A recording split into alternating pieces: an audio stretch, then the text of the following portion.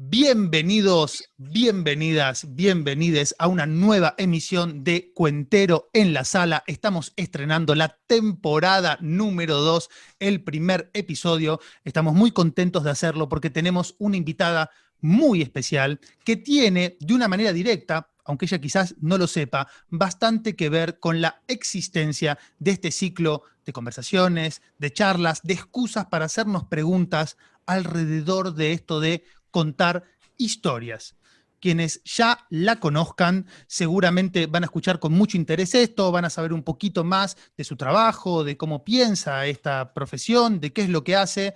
Y aquellos que no la conozcan o la hayan sentido nombrar, sobre todo acá en Argentina, cuando empiecen a escuchar todo lo que está haciendo, todo lo que se está moviendo y todo lo que está generando nuestra invitada en Chile, van a quedar verdaderamente peinados para atrás.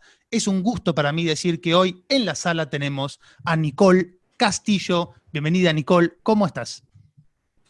Muy bien, muchas gracias a ti, Juan, por la invitación. Muy contenta de estar aquí. Y bueno, siempre es un placer la excusa de juntarnos a hablar de cuentos y de narración, así que por mi parte, feliz.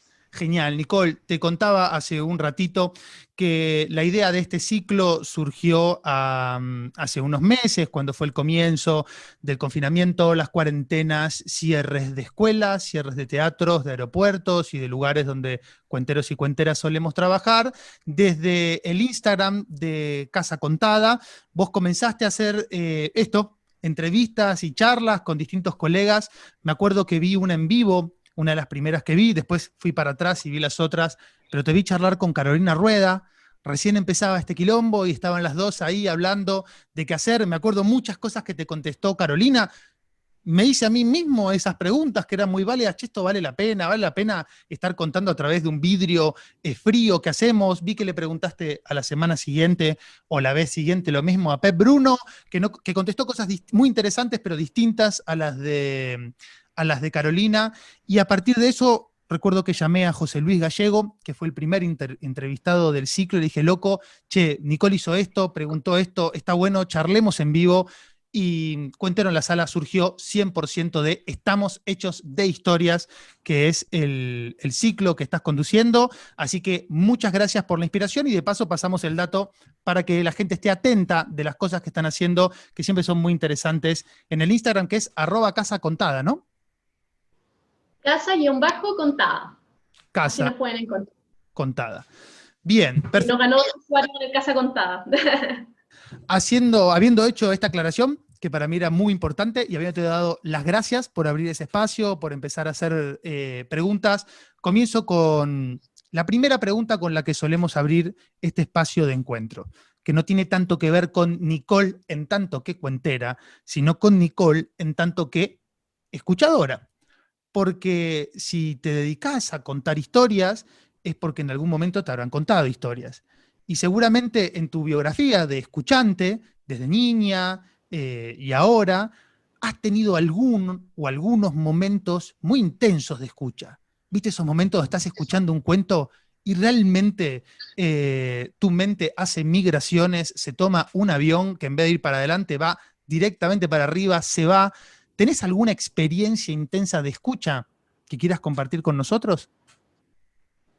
Sí, yo creo que siempre marca la primera vez que uno escucha un cuento en este formato nuevo. Tengo recuerdos de niña, de escuchar historias en la escuela o con mis hermanos contando mis historias, mis papás, pero la primera vez que escuché a una narradora así como contando un cuento en el formato contemporáneo de narración oral fue a Patti Mix en un taller y cuando la escuché, de verdad me encantó, como, no sé, estaba en un taller y para mí era algo completamente nuevo y después de que terminó me acerqué y le dije, ¿cómo se hace esto? Es lo que quiero hacer toda la vida. Y Patty Mix se ríe porque dice, te lo tomaste muy en serio. Como la escuché, me acerqué, dije, ¿qué es lo que quiero hacer? Y después ya formación, talleres, y es porque me marcó mucho, la verdad. Genial. ¿Te acordás qué historia estaba contando la Patti, de qué iba el espectáculo, o tenés así como un recuerdo más de la sensación que del cuento? Sí, en realidad más que un espectáculo, Patti nos estaba haciendo un taller, porque yo antes era parte de un grupo de risoterapia hospitalaria y llevaron en una jornada de capacitación a personas que nos capacitaran en distintos temas. Yo antes de eso contaba cuentos en los hospitales, pero no en este formato, sino que llevaba lecturas para los niños o como cosas más de memoria, pero no en este formato más vivo que es la narración oral contemporánea. Y ella nos estaba haciendo un taller con juegos, con distintas cosas, y entre medio iba contando cuentitos. Y el último que contó era de un sabio que visitaba un pueblo y, bueno, no lo recuerdo por completo, pero el pueblo le hacía distintas preguntas al sabio y él llegaba con su respuesta y la verdad es que me encantó, me atrapó completamente y después de ahí también yo creo que tomé a Patti Mix como una de mis maestras también. Genial. Bueno, justo vamos a ir a ese lugar. Nombraste a la Patti, pionera y gran maestra de muchos narradores y narradoras chilenos. Tuvimos la suerte en Buenos Aires de verla varias veces, que vino en la Feria del Libro, dos o tres, me parece, que estuvo por acá. Te pregunto por la formación. Puede ser un poquito por tu formación a partir de ese primer encuentro, qué recorrido, qué búsqueda hiciste, y por la formación en general. ¿Vos creés que se puede enseñar y aprender? ¿Que hay algo así como esto que llamaste nuevo formato o narración oral contemporánea? ¿Hay una técnica? ¿Hay indicios que se le puede dar a la gente como para que haga su camino? ¿Cómo fue tu experiencia con eso? Mi proceso formativo, bueno, como te contaba, fue haber escuchado a la Patti, acercarme, decirle qué era lo que quería hacer, y ahí mismo le dije, ¿y cómo continúo? ¿Dónde me puedo formar? ¿Cómo se hace esto? Y tuve la suerte de que Patti me dijo, en un mes más va a haber un seminario internacional de narración oral en Valparaíso, que se llama Valparaíso es un cuento. Y me dijo, van a ir muchos narradores, entonces ahí puedes tomar talleres.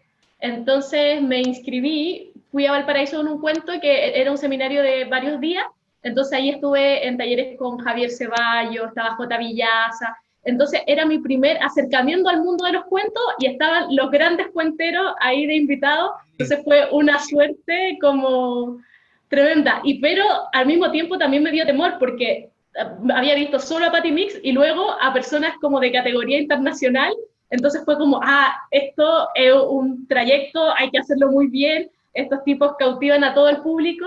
Entonces, por lo mismo, decidí como tomarme en serio también la formación a partir de talleres y después aprovechar cada instancia en donde venían narradores internacionales a Santiago para empezar a formarme.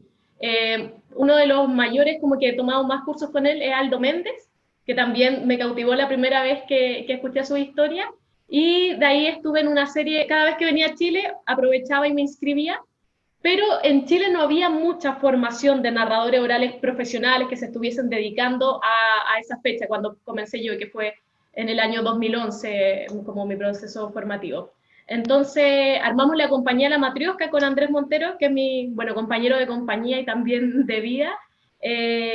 Y luego que empezamos a contar cuentos, dijimos, en verdad, para esto hay que seguirse formando. En Chile, como a la Patti Mix la hemos estrujado, a las otras personas que había también tomado muchos talleres, y decidimos devolver nuestro departamento que arrendábamos en el centro de Santiago, vendimos algunas cosas, compramos un auto y nos fuimos por América Latina a conocer a Cuentero y a buscar toda la formación que pudiésemos. Entonces ahí estuvimos en Argentina, Paraguay, Brasil.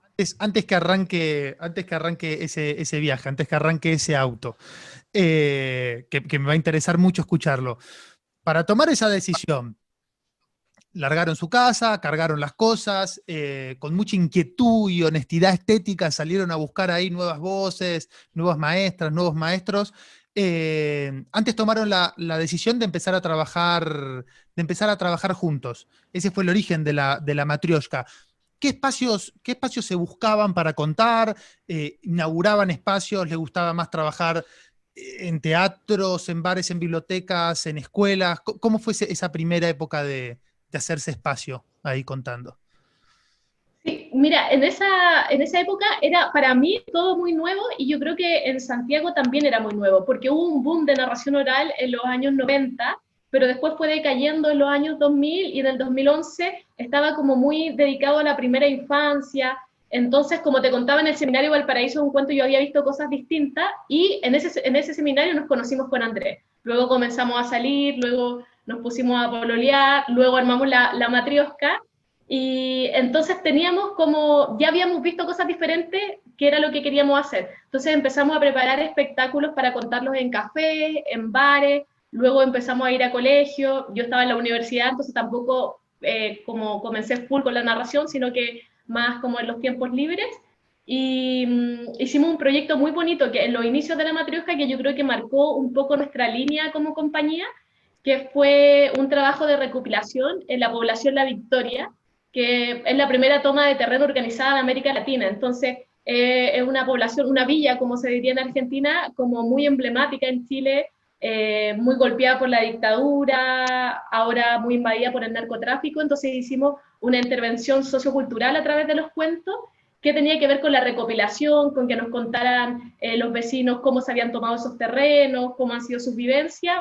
A partir de eso hicimos un libro, una función, y entonces decidimos como que queríamos abarcar también esos espacios. Entonces estábamos un poco en la parte más institucional, de bibliotecas, colegios, pero también contando mucho en barrios y haciendo recopilación de historias de vida. Y con esas historias, me decís que después ustedes contaron eso. ¿Hicieron alguna especie de espectáculo? ¿Tomaron ese material? ¿Lo llevaron a contárselo a otros públicos? ¿Cómo trabajaron con eso? Y tenemos distintas experiencias con ese trabajo porque con los años hemos replicado el proyecto que se llama Narrando Nuestra Memoria. Se nos ocurrió así la primera vez y después hubo más interesados en distintos sectores y lo comenzamos a repetir. La primera vez lo que hicimos fue realizar talleres en donde nos juntábamos con vecinos de la población La Victoria a comer y a hacer rondas de memoria, a contar cosas, poníamos algunos temas activantes de memoria, y luego escribíamos los relatos y hicimos un trabajo en donde le enseñamos a ellos también a contar cuentos, y ese trabajo culminó con una función de narración oral en donde ellos contaban sus propias historias, no nosotros.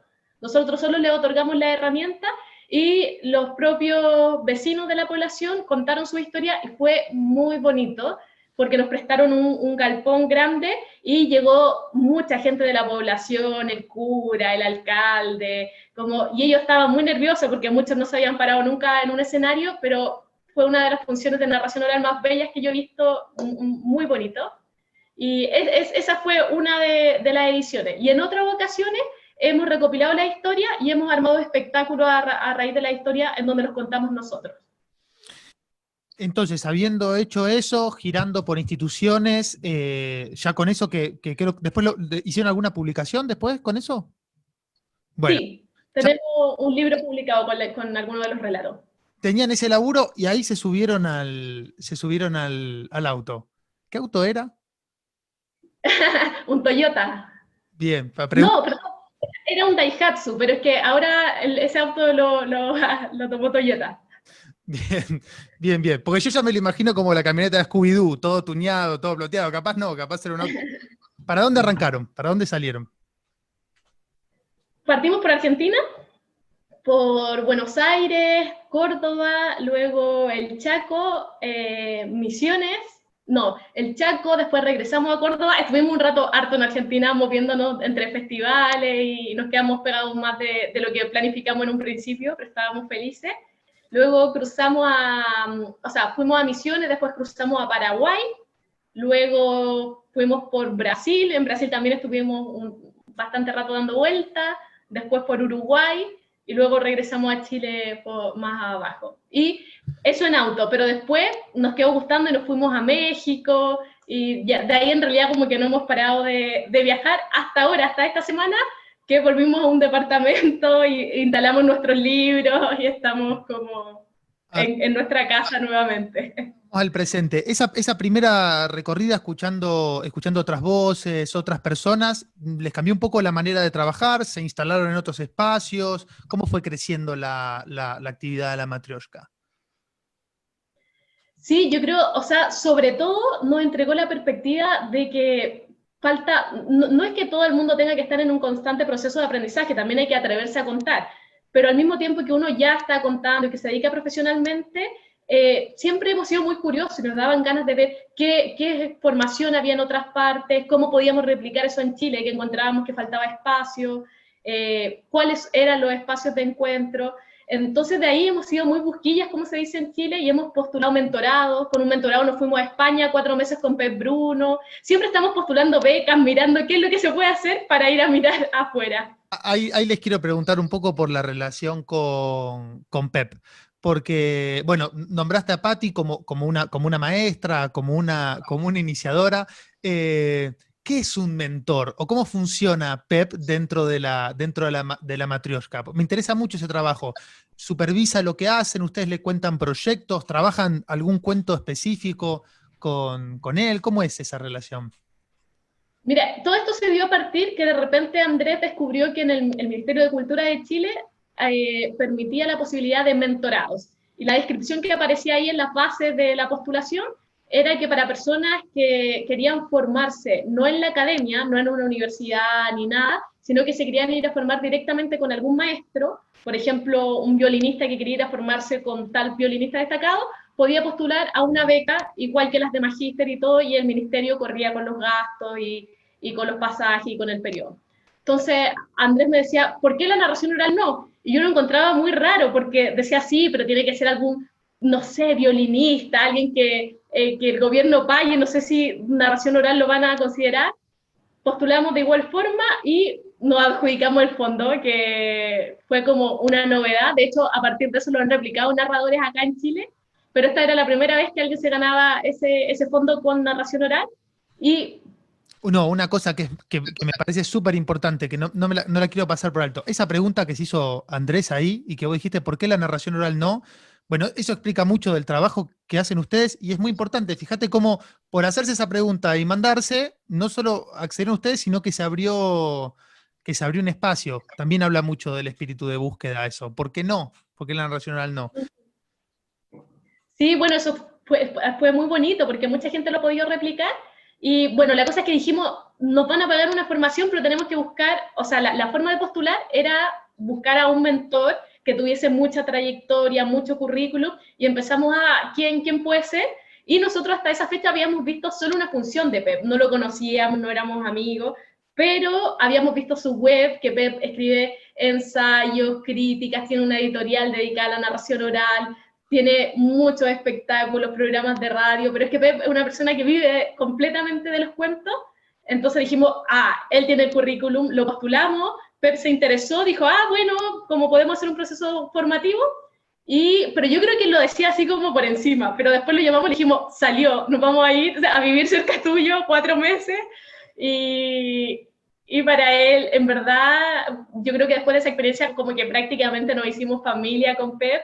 Él además nos facilitó un departamento muy cerquita de su casa que él tenía, entonces empezamos a vivir prácticamente juntos y el proceso de mentorado consistía en que nosotros lo acompañábamos en su trabajo. Veíamos cómo él hacía funciones y Pepa además nos hacía clases en las tardes y en medio de sus funciones nos hacía contar a nosotros. Fue un periodo muy intenso y ahí supuestamente terminó el mentorado, después de los 4 meses. Pero la verdad es que Pep es muy generoso y sigue siempre como enseñándonos cosas, llamándonos, preguntándonos cómo estamos, preguntando por qué espectáculo estamos haciendo. En realidad un proceso de acompañamiento permanente.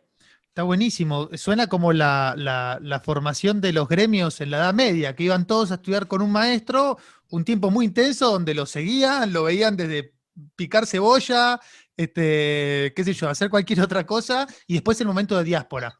Después se fueron y el contacto con Pep les cambió, hablando del repertorio específicamente, ¿les abrió algún lugar por donde buscar? ¿Cambiaron un poquito el qué contaban a partir de conocerlo? Sí, completamente. 2 cosas a mí, por ejemplo, me cambiaron mucho mi forma de contar. Uno, que Pep hace mucho énfasis en la tradición oral, en buscar recopilaciones antiguas y adaptarlas. Y yo hasta el momento lo que hacía era un poco el trabajo recopilatorio con historias de vida, pero también contar como mucha literatura adaptada. Y cuando veía a Pep contar cuentos populares que habían viajado por tantos miles de años y que la gente se seguía riendo, lo seguía disfrutando, como que dije en realidad, y es lo que dice Pep, esos cuentos ya están probadísimos y son los que están hechos para ser escuchados realmente. Entonces, desde ahí empecé a buscar mucha tradición Y en el área infantil yo nunca ocupaba libro álbum y también vi espectáculo y PEP también como para acercarme, me obligó, porque yo decía, no, no me gustan los libros álbum, a mí me gusta contar. Entonces me ponía de tarea, me entregaba el libro álbum, me decía, te toca contar esto en la próxima función. Entonces yo al principio a regañadientes lo hacía, pero después ahora en mis funciones ya saco los libros álbum y me gusta y lo incorporé. Bien, entonces les amplió el repertorio, les amplió también los destinatarios, el público. Volvió la Matrioshka a Chile, ¿y cuánto tiempo pasó antes que arrancara Casa Contada? Ah, no, Casa Contada es un proyecto anterior que nace a partir de cuando estuvimos dando vueltas por Latinoamérica.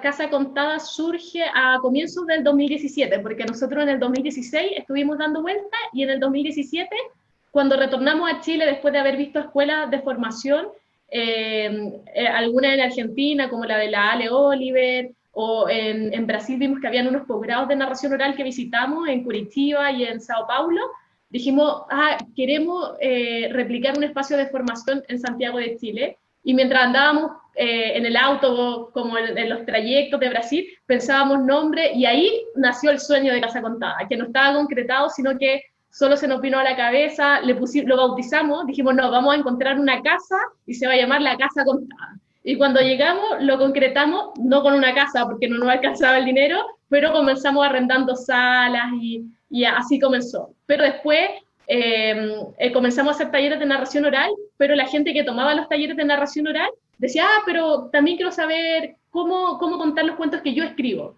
Y dijimos, a lo mejor debería haber uno de escritura de cuentos, y contratamos a un profesor especializado en escritura de cuentos. Y después decían, pero quiero saber más de literatura infantil, entonces curso de literatura infantil. Y bueno, ahora Casa Contada tiene 13 cursos, muchos profesores, pasamos al formato online, pero nunca fue como que lo buscamos, es como que todo fue apareciendo solo, todo iba llegando, y claramente con un trabajo detrás.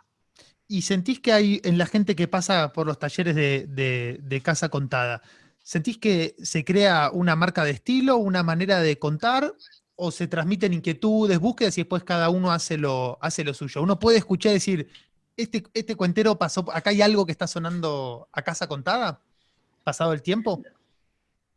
Al menos intentamos que no sea así, como yo que dirijo algunos de los talleres iniciales de narración, pongo el foco completamente en que alguien no vea a la persona y diga como ese es un cuentero de Casa Contada, porque para mí la vida de la narración está en el sello de la persona, en que el cuento lo habite, tenga tus rasgos, tus voces, tu memoria. Entonces yo se lo digo mucho, por ejemplo, a los alumnos cuando comienzan un taller conmigo, le digo, es muy probable que empiecen a contar cuentos parecidos a mí, porque con mi forma de contar, entonces no quiero que pase, y tienen la obligación de ir a ver espectáculos mientras dura el curso. Entonces van a ver a distintos narradores y cada clase analizamos qué les gustó de los narradores, qué no les gustó, que vean videos en YouTube, sin copiar el repertorio, claro, pero que vean mucho, mucho, para que escuchen distintos acentos, distintas voces y vean qué es lo que les resuena a ellos, y no seamos como calcos. Como... Epígonos. Y además de la formación, ¿tienen un espacio ahí donde contar? Contame un poco, bueno, justo este año es raro, pero ponele el año pasado, una semana tuya de trabajo ahí en Santiago. Incluye dar los talleres, ir a narrar a una escuela, y después hacen narraciones en bares, en teatros, ¿tienen algún lugar fijo donde trabajan? Sí, mira, el proyecto, la Matrioshka, itineramos, hacemos giras como por distintas regiones de Chile, colegio, biblioteca, y Casa Contada, funcionábamos en una casa de Providencia, pero que tuvimos que devolver por la pandemia, y ahora pasamos al formato online. Pero antes, cuando funcionábamos en la casa, ese era el espacio de encuentro de las personas, y teníamos como un convenio con la Sociedad de Escritores de Chile, que tiene la Casa del Escritor, en un lugar muy emblemático de Santiago, muy bonito, una casa colonial preciosa, y ahí realizábamos la Rueda de los Cuentos, que era el último viernes del mes, se presentan espectáculos de narración oral. Entonces, cada vez que venían invitados cuenteros internacionales que pasaban por Chile, se presentaban en la Rueda de los Cuentos, y además los alumnos podían ofrecer ahí sus espectáculos de cierres de curso, y iba gente, y en verdad, bueno, en la Rueda de los Cuentos es otro tema, pero muy bonito también, porque comenzó como con 15 personas, y ya las últimas ruedas 90 personas porque la casa no da para más, con reserva previa y gente pagando una entrada y todo. Teníamos que cerrar porque no se podía reservar más, pero mucho interés, prendió mucho, así que ha sido muy bonito. Y ahora hacemos la rueda online a veces para seguir encontrándonos en medio de la pandemia. ¿Y cómo te sentís contando online? En un espacio que vos ya conocías, que era el de la rueda, ya tenías más o menos el timing, el calor, cómo era ese lugar. ¿Cómo te sentís? ¿Pensás que que el futuro va realmente por acá? ¿Que es una cagada y que hay que ponerle buena onda porque no hay otra? ¿Que algo se le puede sacar de provecho? ¿Cómo te sentís? Primero como cuentera, contándole así, mirando el redondelito de la cámara. ¿Cómo te sentís? ¿O cómo te sentiste al principio y ahora que ya pasó un tiempo? Mira, a mí me gustó mucho dar el paso a contar en forma virtual. Intenté mucho subir videos a Instagram, como grabándome con el celular, y cada vez que lo veía decía, no, esto no es narración, y nunca lo subí como lo que me grabé, excepto cosas que me compraron algunas bibliotecas que me pedían, y como necesitamos vivir de esto, lo tenía que hacer. Pero me costó mucho hacerlo como por inquietud personal, porque me cuesta no contarle a alguien mirándome a los ojos.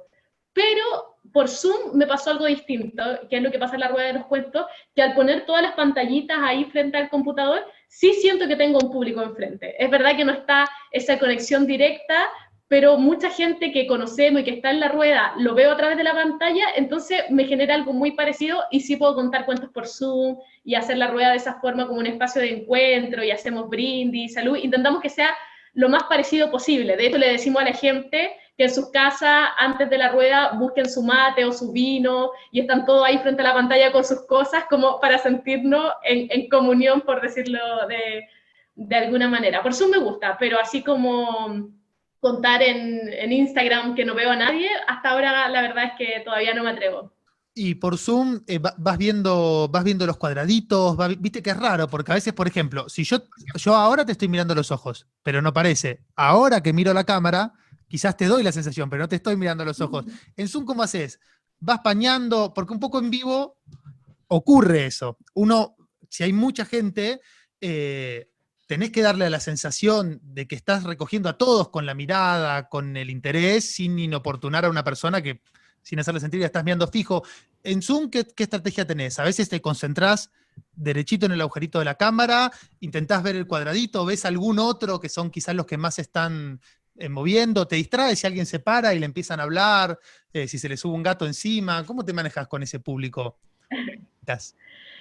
Busqué una técnica personal que es que pongo el computador con todas las caras, pero pongo el celular el teléfono móvil. Y entonces, cuando quiero como provocar el mirar a los ojos a la persona, que la persona se sienta mirada a los ojos, miro el teléfono fijo, pero por lo general estoy mirando al público en el computador más grande.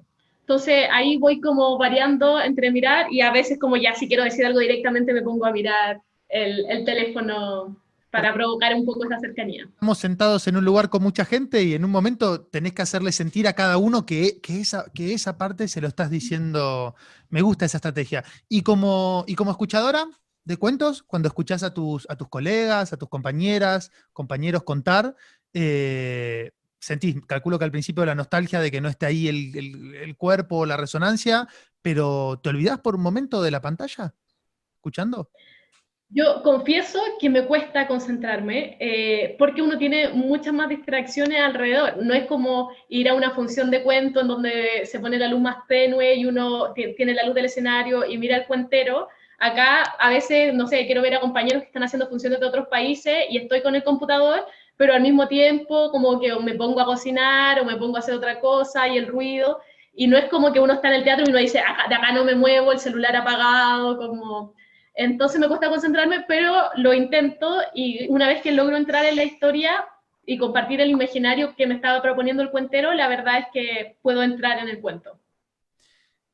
Cuando trabajás si pudieras disponer en un teatro o en una sala, bueno, me imagino que ahí en la ronda de los cuentos lo pueden organizar ustedes. ¿Preferís que la gente esté dispuesta en semicírculo, con las luces prendidas? ¿Preferís tirarle alguna luz que marque un poquito más al que está contando? ¿Preferís la sala oscuras? Calculo que por viajar mucho habrás contado en todos estos tipos de lugares, pero ¿en cuál te sentís más cómoda? Mira, yo soy una obsesiva compulsiva con el tema sillas. Andrés se ríe mucho porque llego antes de la función y estoy como 15 minutos jugando por la silla hasta que digo, están. Como empiezo siempre en forma circular y a veces llego a un colegio y tienen, no sé, 200 sillas cuadradas y empiezo una por una y las muevo hasta que hago el semicírculo. Para mí lo más importante del escenario es el semicírculo. Y después el tema luz, depende, o sea, siempre mirando al público, que pueda mirarlo al ojo, pero ojalá el público un poco más tenue y el cuentero con más brillo, también para que el público pueda atender y concentrarse en el escenario, pero o sea, con el público con el rostro levemente iluminado para ver sus caras, sus reacciones y poder mirarlo. Eso es como lo que yo prefiero. Bueno, compartimos la obsesión de hacer ruido con el mobiliario en las escuelas. Siempre los del aula de abajo protestarán un poco por ese ballet de sillas, pero es muy importante en un colegio secundario que los pibes lleguen y esté todo cambiado, ya los recibe, te ahorrás decir muchas cosas. ¿Van muchas escuelas? ¿Van a escuelas? ¿Se trabajan más con adolescentes o con niños y niñas cuando van a escuelas? Bueno, cuesta en este momento como dar la afirmación de que vamos a muchas escuelas porque hace meses que no vamos a una escuela, pero antes de todo esto, no solo antes de la pandemia, porque Chile viene extraño desde el estallido, que ha sido algo muy bueno para despertar, pero que también empezó a cambiar la dinámica y por mucho tiempo tampoco tuvimos trabajo en escuela. Entonces, antes de eso íbamos mucho a escuela para niños pequeños y también mucho a secundarias, con funciones para adolescentes.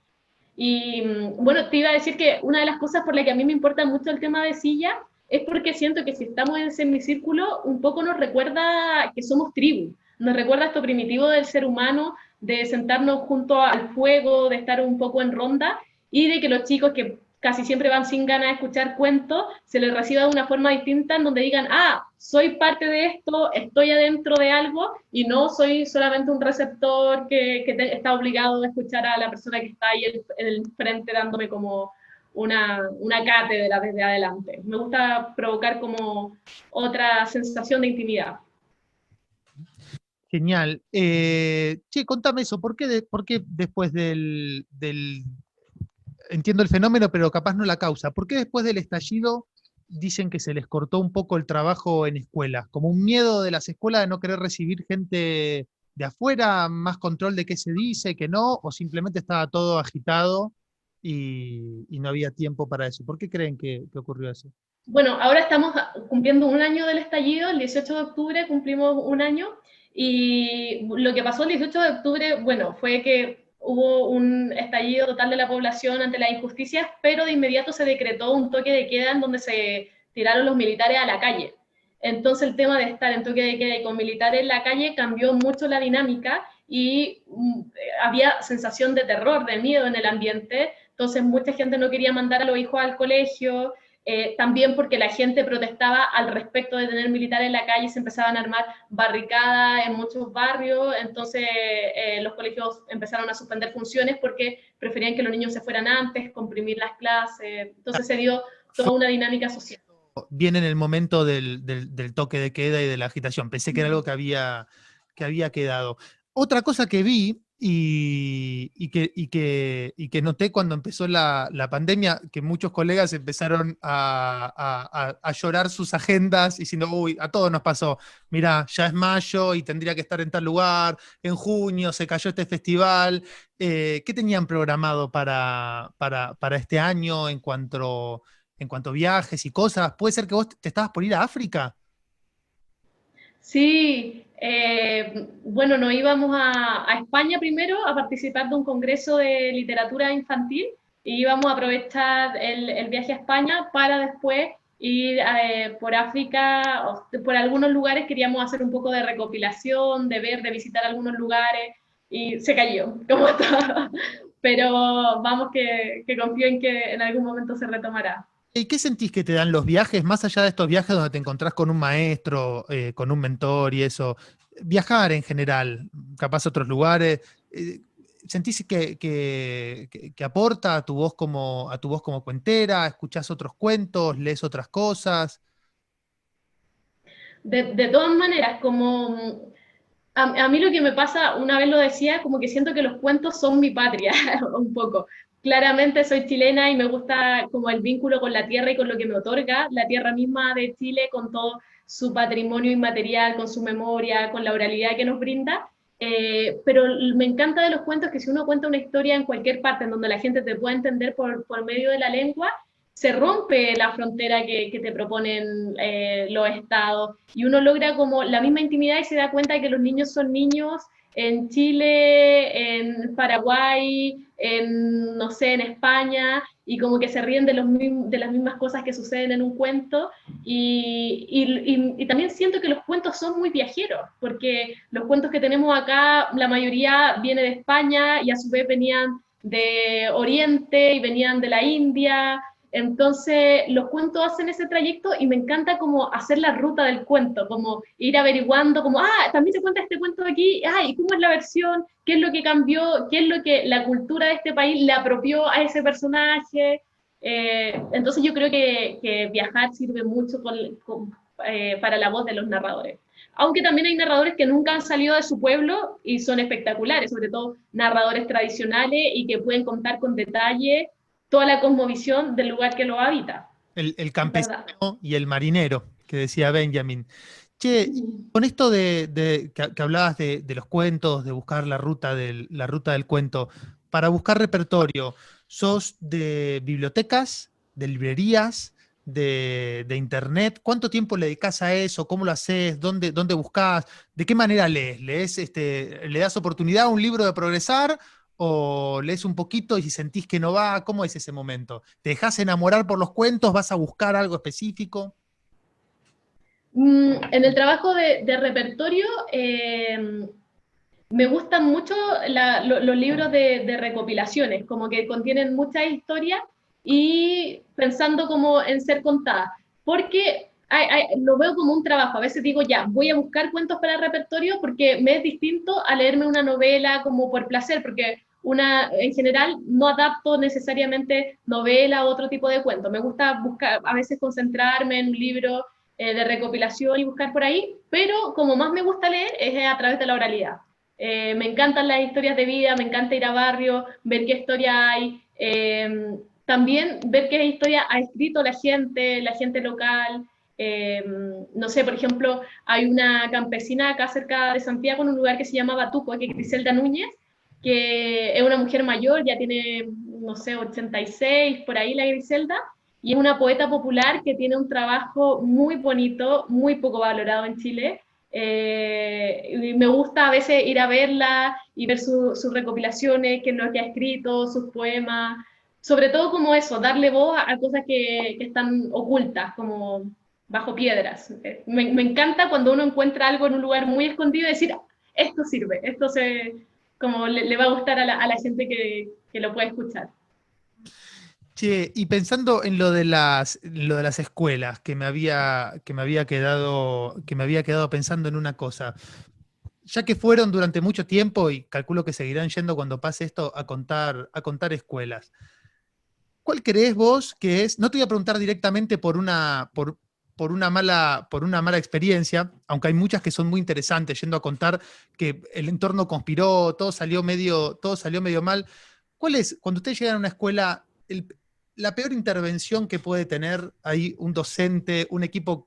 A veces yo lo llamo el ángel de la buena voluntad, ¿viste? Diciendo, no, no, no, salgamos afuera y hace 5 grados bajo cero y está imposible, pero alguien se imaginó una escena idílica con pajaritos y la gente no puede estar sentada en ningún lugar.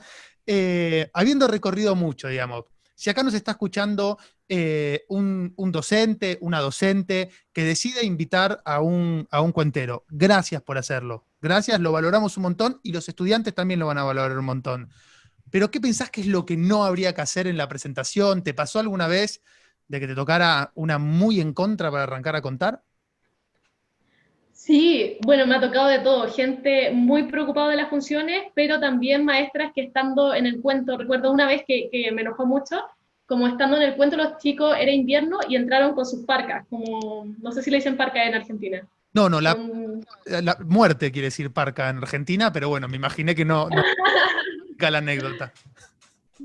Una Bueno, andaban, ¿no? sí, con su chaqueta, y entraron todos hacia la función, y mientras yo estaba contando, la profesora uno por uno empezó a sacarle las cosas y a sacarle el gorro y a sacarle todo para que estuvieran más cómodos, pero iba uno por uno por la fila y eran niños pequeñitos, como, no sé, de 5 años, entonces todos se empezaban a distraer y como empecé a hacerle seña a Andrés, que lo bueno es que siempre vamos los dos, entonces mientras uno cuenta está el otro y Andrés ya fue como, por favor, a decirle que... Entonces a veces sí, es de buena voluntad, quieren que los chicos estén como mejor, más cómodos y pasa mucho también con que dicen, quiero que los chicos estén cómodos y le tiran cojines por el salón y los niños están ahí jugando con el cojín, acostados, pegándose con... Entonces, a veces no es bueno que estén tan cómodos. Mirá, sí, es verdad. Una vez, y nunca te pasó alguien que capaz arrancó dando. Acá en una época era común, ibas a una escuela y como eras el invitado, esto que el otro, venía un directivo y lo primero que hacía era putear y retar a todo el mundo porque lo que iba a pasar ahí era algo muy importante y que a nadie se le ocurriera hablar o decir algo. Nunca pasó, nunca te pasó del otro lado. No, muchísimas veces, pero intento subir después como acercándome a los chicos porque además a veces dejan el ambiente tan tenso como... Bueno, y una vez me pasó que esto no fue de una profesora, sino que fui a un colegio secundario y me dijeron, ahí está, bueno, ahí está el escenario, te tienes que subir, los chicos están en recreo, después tú comienzas. Entonces estaba al lado esperando y de repente empieza una mocha, una pelea entre dos chicos, pero así se empiezan a agarrar a combos, sangre, la gente separándolo, y como ya, lo lograron separar, el público, como los niños gritando, algunos con uno, otros con otro, y me dicen, ya, comienza.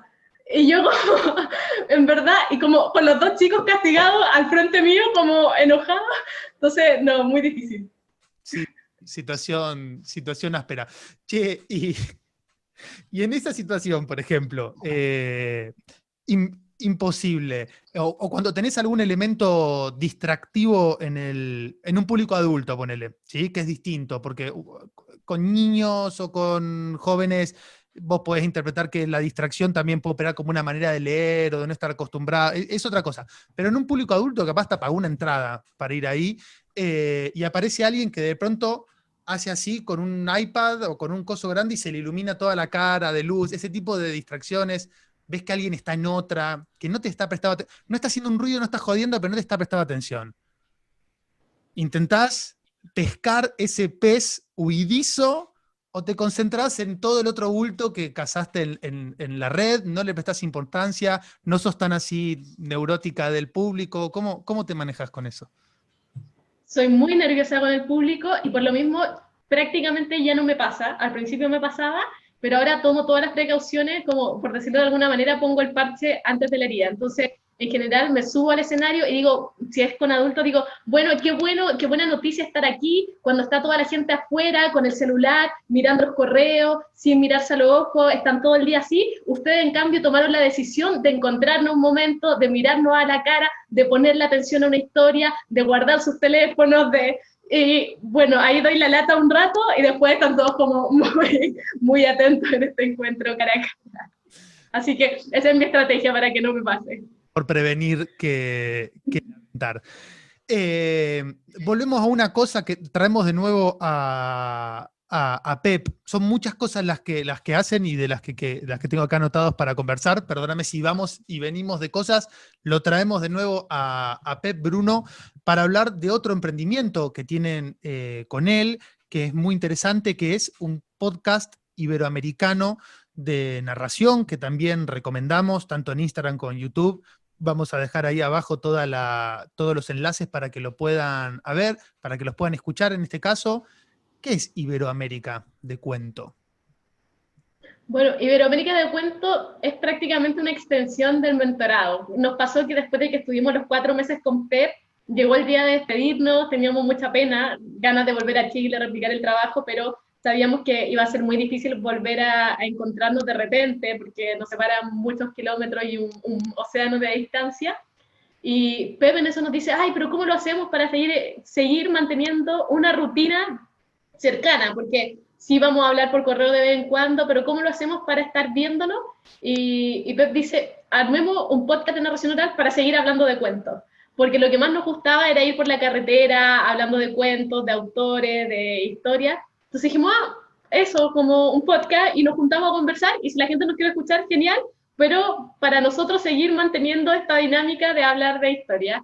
Y así nace Iberoamérica de Cuentos, y también se suma la idea porque le gustó mucho Manuel Castaño, de Legolas, colectivo escénico, y ahí estamos los cuatro hace un par de años dándole, y ha sido muy bonito, y bueno, muchos narradores como tú han aportado con sus entrevistas, con sus cuentos, y se ha armado algo muy bonito al respecto. Y está bueno el formato, porque antes del distanciamiento y del coronavirus ya funcionaban así, ¿no? Pep, no sé si en Guadalajara, Manuel en otra parte de España, ustedes en Santiago. ¿Por qué podcast van? ¿Cuántos hicieron ya? No llevo la cuenta, pero yo creo que más de 20. Más de 20, y para los que no los escucharon, lo recomendamos mucho. Son largos, son enjundiosos, son para estudiar, para ir viendo. Es mucho contenido son 20 episodios y cada episodio tiene muchas cosas, muchas voces. No estoy segura de la cifra, tiré algo al azar, pero ahí lo pueden corroborar. En emilcar.fm están todos los capítulos. En su barra de búsqueda pueden poner emilcar.fm y ahí aparecen los nombres, quiénes son los invitados de cada capítulo, qué cuentero cuenta los cuentos. Así que, y hay muchos temas, tienen para regodearse de la variedad. Está bueno y lo recomendamos. Nicole, te quiero preguntar por un kiosco más, un emprendimiento más, algo también que me interesa mucho. Prologaste un libro que se editó recientemente, un libro que escribió Andrés. Contame primero en general cómo es esto de empezar a editar libros sobre narración oral, que me parece un trabajo interesantísimo, y después sobre este libro en particular que está saliendo ahora. ¿Cómo es el proyecto editorial que tienen con Casa Contada?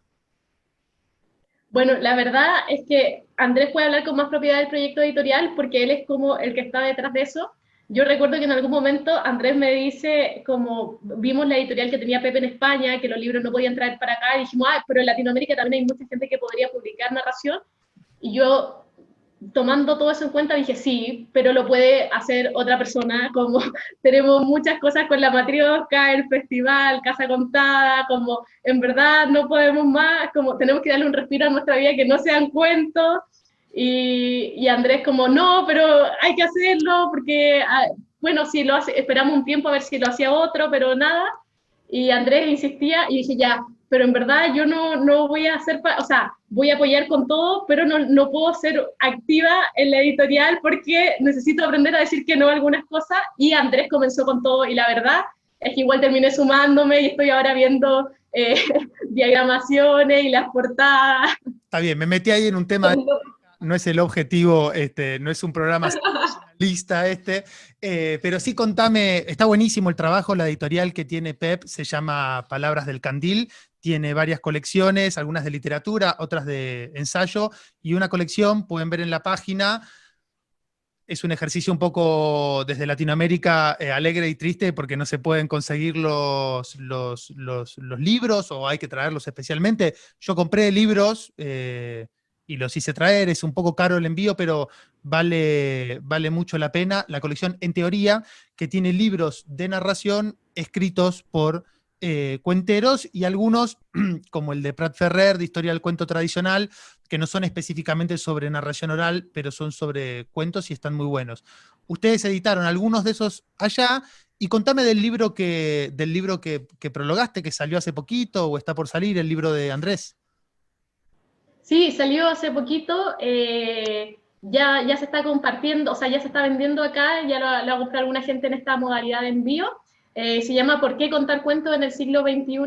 Y nace a partir de que Andrés primero hizo un ensayo de por qué contar cuentos en el siglo XXI, y luego decidió ampliarlo, o sea, escribió como un artículo, perdón, más cortito, y luego decidió pasarlo a un modo de ensayo y buscó anécdotas de distintos narradores que les fueron enviando, preguntando por qué ellos creían que era importante contar cuentos en el siglo XXI. Entonces algunos decían, bueno, yo creo que es importante por la libertad y me pasó tal cosa con respecto a la libertad. Es importante porque son un espacio de encuentro y a mí me pasó que una vez en tal parte, bla, bla, bla. Y así llegaron muchas anécdotas, tuve que hacer una selección y luego a partir de su artículo que había escrito fue basándose en estas anécdotas para ir profundizando en distintos temas y la verdad, bueno, yo sé que es una recomendación muy cercana porque uno es André, dos, la editorial es Casa Contada, pero yo encuentro que es una joyita, es muy bonito y de verdad es un libro que después de leerlo creo que deja en mente la importancia de contar cuentos, no solo para narradores, sino de contar cuentos en el ámbito familiar, en la sobremesa, en la sociedad, como en verdad necesitamos aprender a escucharnos. No sé si Argentina está así, pero Chile en este momento cuesta encontrar espacios de encuentro, está todo muy polarizado y necesitamos aprender a escuchar a la gente, aprender a escuchar las distintas perspectivas y eso lo enseñan las historias. Eso es contar cuentos también. Te iba a preguntar eso, Nicole, gracias por decirnos por qué contar cuentos en el siglo XXI, por qué hablarnos del libro y también darnos tu visión al respecto. Hemos pasado por un montón de temas, han visto este aluvión de trabajo, uno ya quedaría agotado de enumerar y tener que decir todas las cosas que están haciendo Andrés, que está haciendo Nicole en Chile. Les agradecemos mucho. Mucho de ese contenido, como dije al principio, llega, pasan cosas, se empieza a mover. Es una oportunidad para crear debates, para crear espacios. Les agradecemos por haberse subido a ese Daihatsu o Toyota, no me quedó del todo claro, y haber empezado este recorrido que calculamos que recién ahora va por su tramo inicial. Muchísimas gracias, Nicole, por haber estado en Cuentera en la Sala con ustedes. Nos vemos en la próxima emisión, probablemente la semana que viene, con otro cuentero, con otra cuentera, conversando en este espacio. Adiós. Muchas gracias a ti, Juan. Un placer.